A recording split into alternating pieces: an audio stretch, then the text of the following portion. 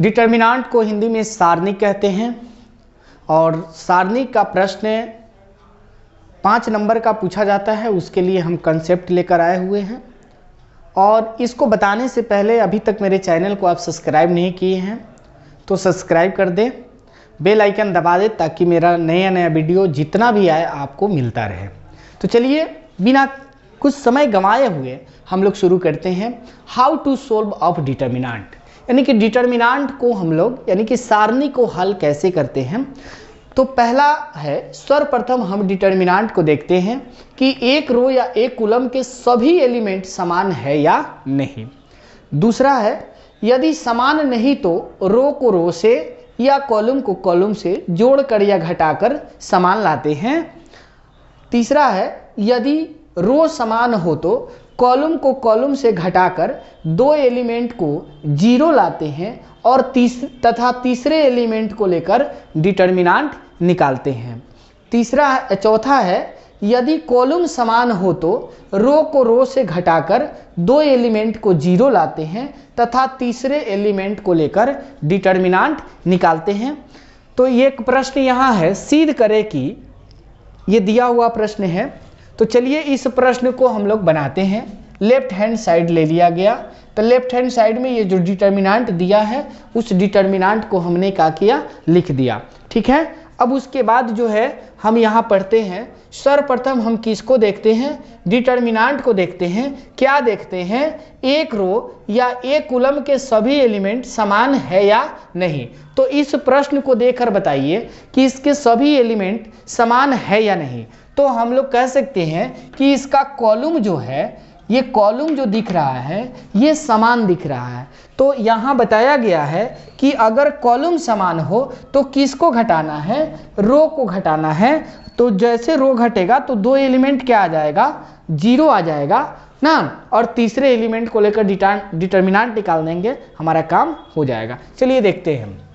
इसमें कॉलम समान है तो क्या करते हैं कि R1 में R2 घटाते हैं और R2 टेंस में R3 को घटाते हैं। चलिए घटा कर देखते हैं। ये 1 को ऊपर ले जाके घटाएंगे तो 1 - 1 क्या बनेगा, 0। फिर इस 1 को इसमें घटाएंगे तो 1 - 1 क्या बनेगा, 0। ये हो गया 1। इसको घटाएंगे तो a - b, नीचे बीच वाला को घटाएंगे तो b - c, नीचे वाला हो जाएगा c। इसको घटाएंगे तो a² - b² - c² और ये बचेगा आपका c²।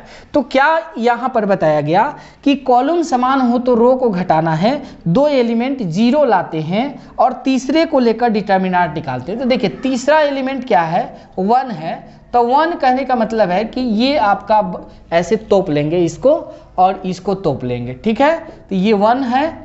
तो इसको हमारे पास बचेगा क्या, ये देखिए। तो ये बंद हुआ और ये बंद हो गया, तब बच गया ये वाला बात। तो ये हो गया a - b, b - c। और एक और बात है, a² - b²। तो आप जानते हैं कि a² - b² का फॉर्मूला होता है a - b × a + b होता है। ठीक है, तो यहाँ हम लोग लिखेंगे a - b × b - c। उसी तरह से b - c × b + c हो जाएगा। यहाँ पर भी प्लस होगा। चलिए तो सॉरी, यहाँ पर a + b होगा। ठीक है, अब क्या करते हैं, लिखते हैं यहाँ टेकिंग कॉमन। देखिएगा, इसको R1 कहते हैं ना, इसको R2 कहते हैं। तो a - b को इससे निकाल लेंगे, क्योंकि इसमें भी a - b है और इसमें भी a - b है। इसमें b - c है, यहाँ भी b - c है। तो दोनों से निकाल लिया जाए। एक से R1 से a - b और R2 से निकाल दिया जाए क्या, तो b - c। तो लिखेंगे R1 एंड R2। तो चलिए निकालते हैं। तो a - b हो गया, ये हो गया b - c। अब देखो क्या बचा, यहाँ तो 1 और 1 बचा, तो 1 और 1 लिखा गया। यहाँ पर बच गया a + b, यहाँ बचा b प्लस सी। तो ये कितने ऑर्डर का डिटर्मिनेंट हो गया? तो सेकेंड ऑर्डर का डिटर्मिनेंट हो गया। तो सेकेंड ऑर्डर के डिटर्मिनेंट में क्या करते हैं, इसका क्रॉस मल्टीप्लाई करा दिया जाएगा। तो ये हो जाएगा a माइनस का b, b माइनस का c, और इसको लेंगे तो b plus C minus a minus b। तो देखिए माइनस b या प्लस b कैंसिल हो जाएगा, ये हो जाएगा a माइनस का b, ये हो जाएगा b माइनस का c, और ये होगा c माइनस का a, यानी कि ये आपका राइट हैंड साइड आ गया है। तो इस तरह से आप जो 5 नंबर के सवाल जो आपको बुक में दिया हुआ है उसको आप बहुत ही आसानी से बना सकते हैं। ये 4 जो पॉइंट हम बताए हैं, 4 पॉइंट को आपको याद रखना होगा। तो अभी जो हम एग्जाम्पल बताए हैं ये तो ऐसे एग्जाम्पल बताए हैं जिसके रो या कॉलम समान है ना। अब ऐसा कुछ प्रश्न बताते हैं जो रो और समान कॉलम नहीं हो तो कैसे कॉलम है उसको समान लाते हैं। यहाँ दूसरा स्टेप में लिखा गया है यदि समान नहीं तो रो को रो से या कॉलम को कॉलम से जोड़कर या घटाकर, है ना, उसको समान लाते हैं। तो चलिए देखते हैं अगला प्रश्न।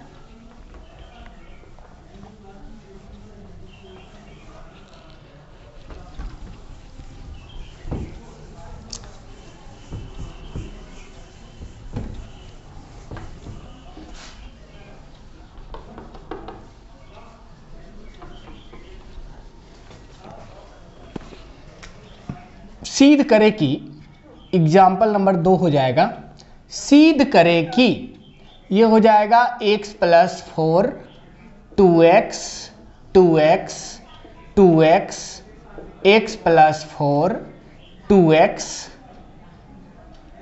2x 2x x प्लस 4 सिद्ध करना है 5x प्लस 4 और ये x माइनस 4 का होल स्क्वायर, ये सिद्ध करके आपको देना है। चलिए लेफ्ट हैंड साइड लेते हैं। ये x plus 4 2x 2x 2x x plus 4 2x 2x 2x x plus 4, ये हमने डिटर्मिनेंट लेफ्ट हैंड साइड लिख दिया। अब क्या करना है, तो पहले पढ़ेंगे जो 4 बिंदु हम लिखाए, 4 को पॉइंट लिखाए हैं उस पॉइंट को पहले पढ़ेंगे, ठीक है ना। क्या है, सर्वप्रथम हम किसको देखते हैं, डिटर्मिनेंट को देखते हैं। क्या देखते हैं, तो एक रो या एक कॉलम के सभी एलिमेंट समान है या नहीं। तो इस प्रश्न में देखा गया तो समान है ही नहीं, क्योंकि इसके पिछले प्रश्न में समान था, कॉलम समान था तो रो को घटा दिए थे। चलिए अब यदि नहीं है तो क्या करेंगे, दूसरा पॉइंट पढ़िए। यदि समान नहीं तो रो को रो से या कॉलम को कॉलम से जोड़कर या घटाकर उसको समान लाते हैं। चलिए हम आरएचएस की तरफ भी ध्यान देंगे कि मेरा आरएचएस के करीब पहुंच रहे हैं, ये मेरा जो बना रहे हैं वो सही है कि नहीं है। तो देखिए क्या करते हैं, हमको चाहिए क्या, 5x प्लस 4, तो क्या करते हैं 2x और 2x जोड़ेंगे तो 4x हो जाएगा और 1 जोड़ेंगे तो क्या हो जाएगा 5x। इस तरह से हमारा काम हो जा रहा है। तो देखो क्या करते हैं, R1 में ऐसा भी कर सकते हैं, R1 में R1 plus R2 plus R3 तीनों को ले जाके R1 में जोड़ दीजिए, यानी पहले रो में जोड़ देना है, ठीक है। तो देखिए कैसे जोड़ेंगे, इसको जोड़ेंगे तो ये हो जाएगा 5x प्लस का 4, इसको भी जोड़ेंगे तो 5x प्लस का 4, ये भी होगा 5x प्लस का 4, और ये हो गया 2x x plus 4 2x 2x 2x x plus का 4। अब क्या करते हैं, यहाँ लिखते हैं टेकिंग कॉमन, है ना, 5x प्लस 4 बाई कहाँ से, तो R1 से कॉमन कर लिया जाए। तो ये 5x प्लस 4 और ये होगा डिटर्मिनेंट के यहाँ 1 1 1 बचेगा, ये 1 1 1 हुआ। अब यहाँ लिखेंगे 2x x प्लस 4 2x, ये हो गया 2x 2x और ये हो गया x प्लस 4। अब बात बन गई, क्या बन गई, तो इसमें देखा जा रहा है कि रो समान है। तो तीसरा नंबर बिंदु पढ़ते हैं, यानी पॉइंट पढ़ते हैं। तीसरा नंबर पॉइंट है, यदि रो समान तो किसको घटाना, कॉलम को घटाना। आंसर बन गया क्वेश्चन। देखिए तो अब क्या करेंगे कि C1 में है ना C2 घटाएंगे और C2 में C3 को माइनस करेंगे, तो ये हो जाएगा 5x प्लस का 4 और इसको घटाएंगे, इसमें ले आकर घटाएंगे 0, इसमें ले आकर इसको ले आकर घटाएंगे तो हो जाएगा 0, ये हो गया 1। अब देखिए इसको जैसे घटाएंगे तो x माइनस का 4 बचेगा, ठीक है। इसको जैसे घटाएंगे तो ये बचेगा 4 माइनस का x, ये बच गया 2x। इसको इसमें ले आकर घटाएंगे तो बचेगा 0, इसको इसमें ले आकर घटाएंगे तो x माइनस का 4 बचेगा और ये लास्ट में x प्लस का 4 है। तो क्या कह रहा है कि दो एलिमेंट को 0 लाते हैं तो तीसरे एलिमेंट को लेकर क्या निकालते हैं, डिटर्मिनेंट निकालते हैं, हमारा काम हो गया। चलिए देखिए अब इसको ऐसे हम लोग इसको ऐसे और ऐसे बंद कर लेते हैं, ठीक ना। तो ऐसे हम इंडिकेट कर देते हैं इस पर, है ना, ऐसे इसको 1 को लेकर, तो 1 को लेकर जैसे हम बनाएंगे, देखिए ये हो गया 5x प्लस का 4, है ना, और 1 को लेकर तो ये बंद हुआ और ये बंद हुआ, तो बाकी क्या बचा, x minus 4, 4 minus x, 0, x minus का 4 बचा, ठीक है। तो ये कितने ऑर्डर का डिटर्मिनेंट हो गया, तो 2 ऑर्डर का। जैसे 2 ऑर्डर का डिटर्मिनेंट हो जाए तो क्या कराइए, इसका क्रॉस मल्टीप्लाई। अब आपका आंसर मिल गया। चलिए देखिए ये हो गया 5x प्लस का 4, हाँ। अब ये इसको जैसे मल्टीप्लाई कराएंगे तो ये हो जाएगा x माइनस 4 का होल स्क्वायर माइनस 0। चूंकि इसका जब मल्टीप्लाई इससे होगा 0 से तो सब क्या हो जाएगा, 0 हो जाएगा। तो यहाँ हम लिखेंगे 5x प्लस का 4 और ये लिखेंगे x माइनस 4 का होल स्क्वायर, यानी कि ये आपका राइट हैंड साइड आ गया है। तो हम लोग लिखेंगे कि लेफ्ट हैंड साइड किसके बराबर है, तो राइट हैंड साइड के बराबर है, यानी कि ये क्वेश्चन प्रूव्ड हो गया है। तो आप भी जो है आपके बुक का जो 5 नंबर के सवाल है उसको आप भी बना सकते हैं, बशर्ते ये 4 बिंदु याद कर लो और 5 नंबर का क्वेश्चन 100% बना लो, ठीक है। चलिए फिर हम मिलते हैं अगले वीडियो में।